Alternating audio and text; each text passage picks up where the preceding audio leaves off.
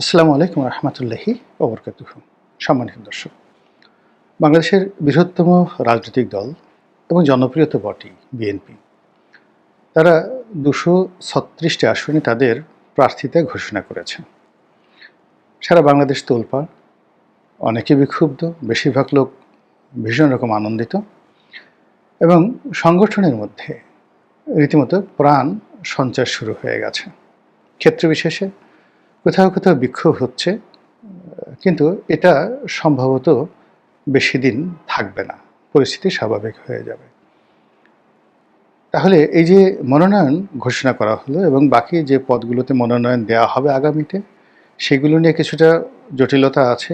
যে পার্টির বাইরে গিয়ে বিএনপি যে সকল জোট সঙ্গী রয়েছে তাদেরকে কিভাবে দলের মধ্যে একীভূত করা হবে, আর যদি ধানের শীষ প্রতীক না থাকে তাহলে জোট প্রার্থী যারা থাকবেন তাদের নিজস্ব প্রতীক নিয়ে সেক্ষেত্রে সেই এলাকার যারা বিএনপি নেতাকর্মী তারা কিভাবে রেসপন্ড করবেন, এই বিষয়গুলো নিয়ে আলাপ আলোচনা হচ্ছে।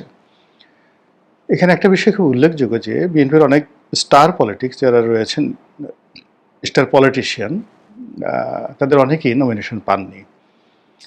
বিশেষ করে রুহুল কবির রিজভী, শামসুজ্জামান দুদু, আসাদুজ্জামান রিপন, এদের একটা লং আউটস্ট্যান্ডিং যাকে বলা হয় ক্যারিয়ার রয়েছে। মোয়াজ্জেম হোসেন আলাল, আব্দুল সালাম সাহেবের মতো মানুষজন, এই মানুষদের যে বিএনপির প্রতি তাদের কতটুক অবদান আছে এটা বিএনপি ভালো জানে। বাট আমরা বাইরে থেকে যেটা দেখেছি সেটা হলো তাদের জীবন যৌবন সব কিছু তারা শেষ করে দিয়েছেন এই দলটির জন্য। মামলা মোকদ্দমা থেকে শুরু করে পারিবারিক জীবন তছনছ হয়ে গেছে। কিন্তু তারা যদি আর অনেকের মতো পার্ট টাইম পলিটিক্স করতেন, তারাও বড় ব্যবসায়ী হতে পারতেন।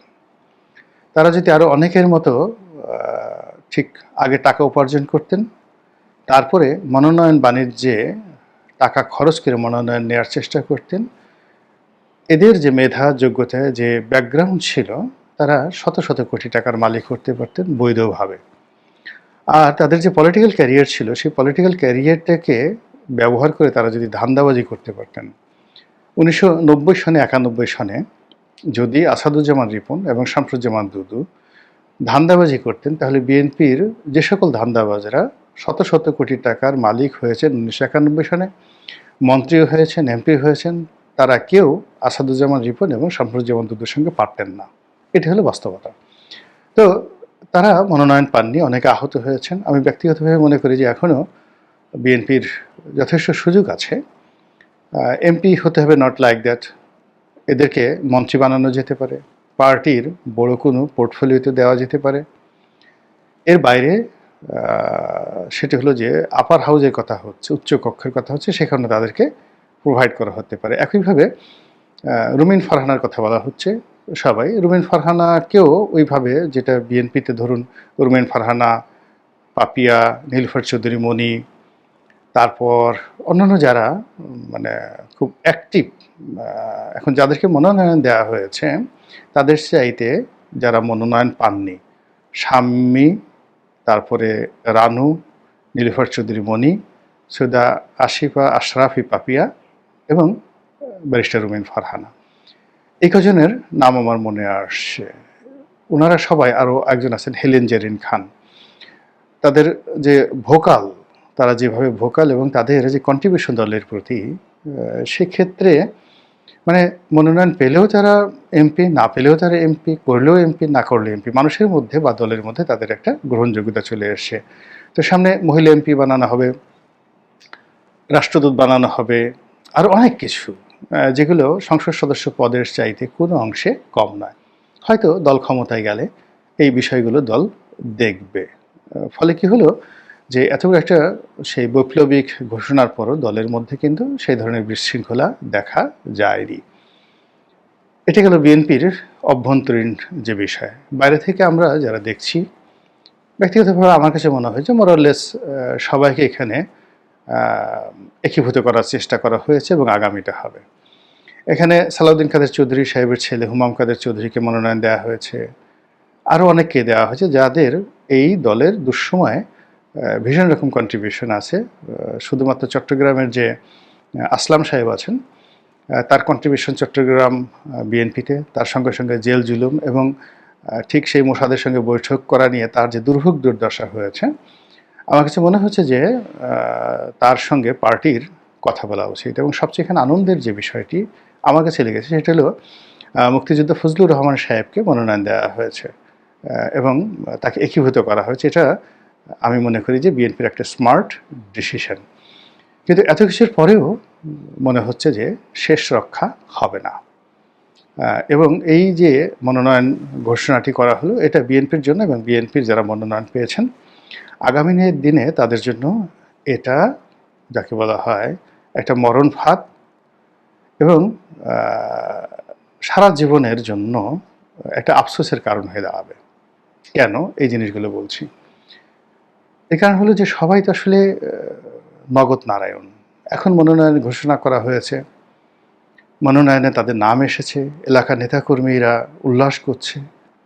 ও আরেকজনের নাম ভুলে গেছি, আমার খুব ঘনিষ্ঠ বন্ধু ডক্টর এহসানুল হক মিলন, তাকেও মনোনয়ন দেওয়া হয়েছে। আমি খুব খুশি হয়েছি। তিনি এই মনোনয়ন পাওয়ার জন্য 2018 থেকে এই পর্যন্ত যে মেহনত করেছেন আমি নিজের চোখে দেখেছি। আমি মাঝে মধ্যেই তাকে বলেছি কি না আমি জানি না, এই অনুষ্ঠানের মাধ্যমে বলছি যে 2018 সালে তাকে মনোনয়ন দেওয়া হয়নি। তিনি এই দলকে সেবা করার জন্য, তারেক রহমান সাহেবকে খুশি করার জন্য যত মেহনত করেছেন, পরিশ্রম করেছেন, কাজ করেছেন অন্তর থেকে, যদি তার অর্ধেক তিনি করতেন আল্লাহর জন্য, রাসূলের জন্য, তিনি যাকে বলা হয় খুব বড় মাপের একজন অলি আল্লাহ হয়ে যেতেন। তিনি তার মেহনতে ফসল পেয়েছেন, এটা তার জন্য ভালো। আর আমরা যারা তার খুব আপনজন, খুবই আনন্দের একটা বিষয়। এনিওয়ে, কিন্তু আমার বন্ধুর জন্য বা অন্যান্য যারা আমার খুব নিকটজন রয়েছেন, বিএনপিতে মনোনয়ন পেয়েছেন, তাদের সকলের জন্যই খুব যাকে বলে আমার আফসোস লাগছে। আর যারা এই মনোনয়ন তালিকায় নেই, মূলত তাদের জন্য ভালো লাগছে। কেন লাগছে সে কথাগুলো বলি। আমি নিজের কথা বলে নিয়ে আগে যে পটুয়াখালী ৩ গলাচিপা ১০ মিনিট আসনে 2018 সালে বিএনপির মনোনয়ন নিয়ে আমি নির্বাচনে গিয়ে এমন মুসিবত বালার মধ্যে পড়েছিলাম, ঠিক ওই সময়টাতে আমি আল্লাহকে বলেছিলাম যে হে আল্লাহ, তুমি আমাকে এখান থেকে উদ্ধার করো, আমাকে, আমার পরিবারকে। আমার বেইজ্জতি হওয়ার, প্রাণ হারানোর যে আশঙ্কা তৈরি হয়েছিল, ওই বিপদে না পড়লে কেউ বলতে পারবে না। শুধুমাত্র তওবা করেছি যে আল্লাহ তুমি আমাকে এখান থেকে বাঁচাও, আর জিন্দেগিতে কখনো নির্বাচনের নাম নেব না। এবং বিশ্বাস করেন, সেই নির্বাচনী এলাকা থেকে আসার পরে শুধুমাত্র নিজের অস্তিত্বের স্বার্থে ওই মুহূর্তে যদি আমি বলতাম আমি রাজনীতি করবো না ইত্যাদি ইত্যাদি, প্রত্যেকটা মানুষ আমাকে কাপুরুষ বলতো। ফলে আওয়ামী লীগের পুরো জমানাটা 18 থেকে একেবারে 25 পর্যন্ত আমি সমানে ব্যাটিং করে গেছি। কিন্তু যেই মুহূর্তে শেখ হাসিনার পতন হয়েছে, সঙ্গে সঙ্গে নিজেকে গুটিয়ে নিয়েছি। 2019 সনে আমার সঙ্গে যখন তারেক রহমান সাহেবের প্রথম কথা হয়, আমি কিন্তু প্রথম বলে দিয়েছি যে ভাই, আপনার সঙ্গে এই 2018-তে যেটা হয়েছে এটাই লাস্ট, আর ডিল হবে না, আমি আর নির্বাচন করব না। আর গত 1 বছর ধরে আমি যেখানেই যাচ্ছি বারবার বলে আসছি যে নির্বাচন করব না। তবে আমার ওই এলাকাতে দুজন প্রার্থী আছেন, নুরুল হক নুরু, আরেকজন আছেন হাসান মামুন। জাতীয়ভাবে নুরুল হক নুরুর একটা বিরাট গ্রহণযোগ্যতা রয়েছে। আর স্থানীয়ভাবে গলাচিপা 10 মিনাতে বিএনপি নেতাকর্মীদের মধ্যে হাসান মামুনের অত্যন্ত যাকে বলা হয় গ্রহণযোগ্যতা রয়েছে। হাসান মামুন ছাত্র রাজনীতি করতেন এবং তার জীবন যৌবন সব কিছু এই পার্টিটার জন্য তিনি বিসর্জন দিয়েছেন। মূলত তিনি 2008 সন থেকেই প্রার্থী হওয়ার উপযুক্ত এবং প্রার্থী তালিকায় ছিলেন। 2008 সনে আমি নির্বাচন করি, আমার প্রতিদ্বন্দ্বী ছিলেন জনাব শাহজাহান খান, আমার মামা শ্বশুর, বিএনপির প্রার্থী। ওই বছরও হাসান মামুন যাকে বলা হয় অত্যন্ত শক্তিশালী প্রার্থী ছিলেন। হাসান মামুনের বয়স হয়ে গেছে প্রায় 55 বছর, তার বয়স হয়ে গেছে। এই বছর যদি তিনি মনোনয়ন না পান, হয়তো আর তার জীবনে দ্বিতীয় সুযোগ আসবে না। ফলে এই বিষয়গুলো নিয়ে পার্টি চিন্তা করবে, নেতাকর্মীদের আবেগ অনুভূতি দেখবে এবং আমার নির্বাচনী এলাকায় আমি দোয়া করব যেন একজন ভালো এমপি হন, তিনি যেই হন না কেন, সুভাষিস রইল যিনি হন। দ্বিতীয়ত যে বিষয়টি বলতে চাচ্ছিলাম যে এই নির্বাচনটি এবং এই মনোনয়নটি বিএনপির জন্য কেন বুমেরাং হয়ে যাবে। আমি প্রথম দিন থেকে বলে আসছিলাম যে এমনকি আমি লিখিতভাবে জনাব তারেক রহমান সাহেবকে জানিয়েছি এবং সম্ভবত আগস্ট মাসেই 2024 সনে বাংলাদেশ এর মানে অন্যতম তখন পত্রিকা নয়াদিগন্ত।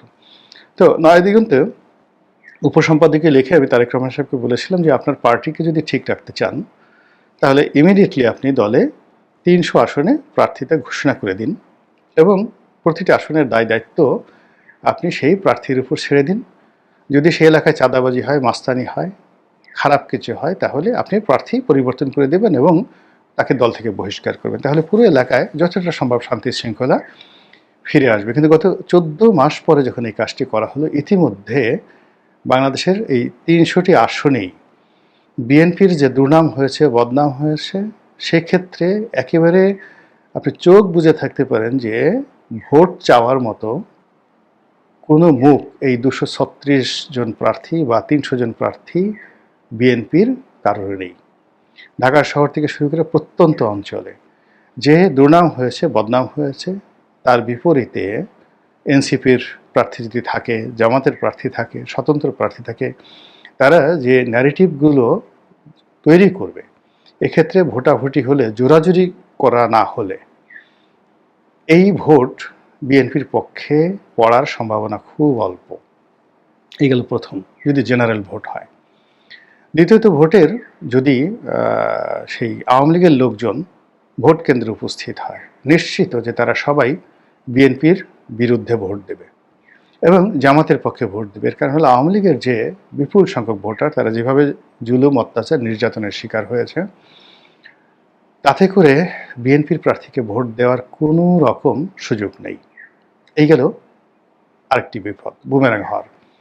সবচেয়ে ভয়াবহ যে বিষয়টি, সেটা হলো আমরা এই গত 14 মাস ধরে যেটা বলে আসছি, এগুলো তো নির্বাচন হবে, ডিউ টাইমে ভোট হবে, প্রার্থীরা যাবে, এটা একেবারে বাস্তব যে সমস্যাগুলো সেগুলো বললাম। কিন্তু যেগুলো আশঙ্কা করছি আমরা সবাই সারা বাংলাদেশে, সেটা হলো নির্বাচন হয়তো ডিউ টাইমে হবে না, ডক্টর মোহাম্মদ ইউনূস আরও দীর্ঘ সময় থাকবেন, এখানে তত্ত্বাবধায়ক সরকার আসতে পারে, ক্ষমতার পট পরিবর্তন হতে পারে, আরেকটা 111 হতে পারে।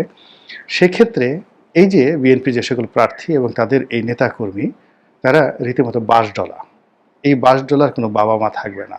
আমাদের দেশে যে বাঁশ আছে, বয়রা বাঁশ বলে আর তল্লা বাঁশ বলে, মানে তুলনামূলকভাবে যেগুলো সরু আকৃতির এগুলোকে তল্লা বাঁশ, আর যেগুলো মোটা সেগুলো বয়রা বাঁশ। এবং সেই বয়রা বাঁশ আপনি যদি কাটতে যান, ঠাস ঠাস ঠাস ঠাস করে শব্দ হয়। তো এরকম বয়রা বাঁশের চিপার মধ্যে ফেলে ডলা দেওয়ার মতো অবস্থা তৈরি করবে যদি বিকল্প কোনো শক্তি, তৃতীয় শক্তি রাষ্ট্র ক্ষমতায় আসে, নির্বাচন বানচাল হয় এবং অন্য কোনো সমস্যা। এবং এখন এই যে যারা প্রার্থী হলেন, এদের সঙ্গে এদের যারা সহকর্মী থেকে শুরু করে যারা এই কয়েক মাস দাপট দেখাবেন, অন্ততপক্ষে 1010 বিএনপির শীর্ষ নেতা কর্মী সারা বাংলাদেশ থেকে সেই টেকনাফ থেকে তেঁতুলিয়া পর্যন্ত সকলেই এই বাঁশডলার কবলে পড়ার সম্ভাবনা দেখা দিয়েছে। আর এই বাঁশডলাটা উপলক্ষ হবে মূলত আইন শৃঙ্খলা রক্ষার নামে, অপারেশন ক্লিন হার্টের নামে, সন্ত্রাসী চাঁদাবাজ ধরার নামে যে যৌথ বাহিনীর অভিযান চলবে, সেই অভিযানে অনেক প্রার্থীও আটকে যাবেন। অনেক প্রার্থীর বিরুদ্ধে ইতিমধ্যে মামলা, চাঁদাবাজি, তারপরে শেষে সন্ত্রাস, আর অনেক অপরাধের যে ভুড়ি ভুড়ি যাকে বলে তথ্য উপাত্ত আইনশৃঙ্খলা রক্ষাকারী বাহিনীর হাতে জমা হয়ে আছে। যারা খোঁজখবর রাখেন পুলিশের ঊর্ধ্বতন মহলে এবং অন্যান্য বাহিনীর ঊর্ধ্বতন মহলে যাদের যোগাযোগ আছে, তারা চেক করে নিতে পারেন যে এই ঘটনা কতখানি সত্য। মানে বিএনপির নেতাকর্মীদের বিরুদ্ধে আইন শৃঙ্খলা এবং রাষ্ট্রের বা প্রজাতন্ত্রের কর্মকর্তা কর্মচারীরা কতটা বিক্ষুব্ধ। এই গেল একটা ঘটনা। সর্বশেষ যেটা বলছি, যে নির্বাচন যদি ধরুন ফেব্রুয়ারি মাসও হয়ে যায়, ফেব্রুয়ারি মাসে যদি নির্বাচন হয়ে যায়, তাহলে এখনও নভেম্বর, ডিসেম্বর, জানুয়ারি, ফেব্রুয়ারি, ধরুন 3.5 মাস থেকে 4 মাস সময় বাকি আছে। এখন যারা প্রার্থী হলেন তাদেরকে ঘন ঘন নির্বাচনী এলাকায় যেতে হবে, মহড়া দিতে হবে, টাকা খরচ করতে হবে। এবং এই টাকা খরচ করার জন্যে মানে এটা সীমাহীন। এক একটা প্রোগ্রাম, একজন যখন নির্বাচনের মাঠে আমরা যখন 15 দিন বা 20 দিন নির্বাচনের কার্যক্রম চালাই, একেবারে ন্যূনতম যেখানে কম খরচ হয় সেখানে 1 কোটি টাকা, আর কোথাও কোথাও যেখানে প্রার্থী ধনী এবং নোয়াখালীর মতো যে সমস্ত এলাকায় ধনী এলাকা, সেখানে ১০০ কোটি টাকার উপরে একটা সংসদ নির্বাচনে খরচ হয়ে যায় মাত্র ১৫ দিনে। তাহলে এই যে ৩.৫ মাস পর্যন্ত নির্বাচনের যে মেশিনটি চালিয়ে নেওয়া, অর্থাৎ প্রার্থী যাবেন, তার জন্য গেট হবে, তাকে খাওয়া দাওয়ার আয়োজন করতে হবে, নেতাকর্মীরা মোটরসাইকেলের মহড়া দেবে, এবং এখানে একটু কার্পণ্য করা চলবে না। আর সেই কাজ করতে গেলে নেতা যেই কয়বারই যাবেন ১০ লাখ থেকে ২০ লাখ ২৫ লাখ টাকা তার খরচ হবে। এখন চিন্তা করুন, সে যদি মাসে ৪ বার যায়, কিংবা প্রতিদিন যদি সে থাকে, প্রতিদিন নির্বাচন এলাকায় থাকতে হলে তাকে ৫ লাখ টাকা পার ডে খরচ করতে হবে। এই ৩.৫ মাস এই খরচটা বহন করার মতো অর্থ এই বিএনপির যারা প্রার্থী খুব অল্প মানুষের আছে। ফলে তারা এই খরচ করার জন্য দেউলিয়া হয়ে যাবেন, বাড়িঘর বিক্রি করবেন, অনেকে চাঁদাবাজি করবেন, অনেকে আরও চাঁদার পরিমাণ বাড়িয়ে দিবেন, এবং এগুলো নিয়ে একটার পর একটা লঙ্কা কাণ্ড ঘটতে থাকবে। কাজেই শীতকালের ওয়াজ আসলে গ্রীষ্মকালে করা যায় না। বিএনপি যদি আজ থেকে ১ বছর আগে এই প্রার্থী যারা দিয়েছেন তাদেরকেই ঘোষণা করতেন, আজকের এই সমস্যাটা তৈরি হতো না। আর এখন বিএনপি যে কাজটি করেছে এনসিপির সঙ্গে, তারপরে জামাতের সঙ্গে প্রতিযোগিতা করার জন্য এবং ডক্টর মোহাম্মদ ইউনূসের উপর একটা চাপ তৈরি করার জন্য, মূলত এই যে কাজটি করা হয়েছে, মানে এখন এই প্রার্থী ঘোষণা করার ফলে পুরো রাজনৈতিক অঙ্গনে কোনো আলোচনা নেই, নির্বাচন হবে না এরকম কোনো সন্দেহ যেন না করতে পারে। ডক্টর মোহাম্মদ ইউনূসের উপর যত বেশি চাপ প্রয়োগ করা হবে তত বেশি বিএনপির সুবিধাজনক অবস্থায় থাকবে, এরকম একটা কৌশলের কারণে মূলত এই প্রার্থীদের ঘোষণা করা হয়েছে। এখানে রাজনীতির কোনো উইল ফোর্স নেই, রাজনীতির কোনো মিশন নেই, রাজনীতির কোনো ভিশন নেই, কোনো পরিকল্পনা নেই, নাথিং। শুধুমাত্র অভিনয় করার জন্য, চাপ প্রয়োগ করার জন্য এবং সরকারের সঙ্গে নির্বাচন গেম খেলার জন্য। কিন্তু যাদেরকে ক্রিয়ানক বানানো হলো, অর্থাৎ যাদেরকে প্রার্থী ঘোষণা করা হলো, তাদের জীবন তছনছ হয়ে যাবে এই ঘোষণার ফলে। আমি সেই ২০১৮ সনে একটা বিরূপ অবস্থার মধ্যে পড়ে যেটা দেখেছি, প্রশাসন যদি ঠিক না থাকে, আইনশৃঙ্খলা রক্ষাকারী বাহিনী যদি আপনার পক্ষে না থাকে কিংবা নিউট্রাল না থাকে, তাহলে নির্বাচনের মাঠটি যে কোনো প্রার্থীর জন্য মৃত্যুকূপে পরিণত হয়, জাস্ট লাইক ডেথ ওয়েল, মৃত্যুকূপে পরিণত হয়ে যায়। এখন সেই মৃত্যুকূপের মধ্যে বিএনপির প্রথমত ২৩৬ জন প্রার্থীকে, দ্বিতীয়ত এই প্রার্থীর আত্মীয় স্বজন থেকে শুরু করে ১০০ লোককে যদি ধরেন, তাহলে কত হাজার লোক এর সঙ্গে পড়ে গেল। আর নেতাকর্মী যদি ধরেন, তাদের কর্মী সমর্থকটা প্রত্যেকটি নির্বাচনী এলাকায় গড়ে ২ থেকে ২৫০০ লোক মাঠে নেমে গেছে, গত রাত্রে থেকে মাঠে নেমে গেছে। এই মানুষগুলোরকে রক্ষা করা, আইনশৃঙ্খলা রক্ষা করা এবং তাদেরকে একটা সিস্টেমের মধ্যে রাখার মতো ম্যানেজমেন্ট বিএনপির নেই। দ্বিতীয়ত, রাষ্ট্রেরও এই যে তাদের এই নির্বাচনে এরকম একটা আমেজ এই সময়টিতে এফোর্ড করার অবস্থা রাষ্ট্রের নেই। আর থার্ডলি, এই কাজটি যদি সত্যিকার অর্থে নির্বাচনের জন্য, দলের কল্যাণের জন্য করা হতো সেটা ভিন্ন, কিন্তু করা হয়েছে ডক্টর মোহাম্মদ ইউনূস অথবা যারা যারা নির্বাচন বানচালের কথা বলেন, যারা ফেব্রুয়ারি মাসে নির্বাচন হবে না এরকম একটা কথা বলেন, যারা তৃতীয় শক্তির উত্থানের কথা বলেন, তাদেরকে ধোঁকা দেওয়ার জন্য, তাদের উপর একটা চাপ প্রয়োগ করার জন্য। এবং এটা কিভাবে বুমেরাং হয়ে যাবে সেটা আপনি দেখেন, ২০০৬ সনে আওয়ামী লীগ এইভাবে মনোনয়নপত্র ঘোষণা করেছিল, বিএনপি ঘোষণা করেছিল। আমাদের দেশে এরকম ভুরি ভুরি উদাহরণ আছে। কাজেই যদিও আশঙ্কা করছি, যদিও ভয় পাচ্ছি দেশের স্বার্থে, তবুও প্রার্থনা করি দেশটা ভালো চলুক।